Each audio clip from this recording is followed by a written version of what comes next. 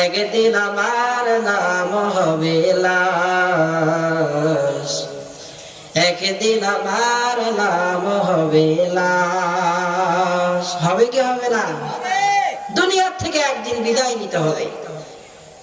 এমন একটা সময় চলে আসবে, নিচে মাটির বিছানা উপরেতে বাস, নিচে মাটির বিছানা উপরেতে বাস। যেদিন আমি হব লাশ, যেদিন আমি হব লাশ।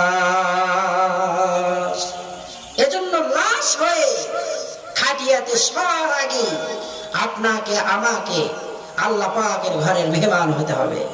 মানুষ যখন দুনিয়ার থেকে বিদায় নিয়ে চলে যায়, একটা বিষয় কি চিন্তা করেছেন?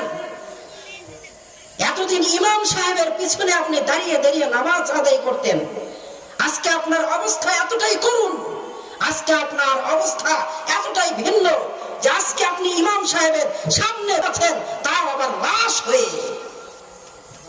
আমার আপনার জন্য ইমাম সাহেবের সামনে খাটিয়ার মধ্যে শয়ন করা ওই সময় সুফল হবে যখন আমি আপনি দুনিয়াতে ইমাম সাহেবের পিছনের লোক হব বা থাকবো, অর্থাৎ 5 ওয়াক্ত নামাজি হব।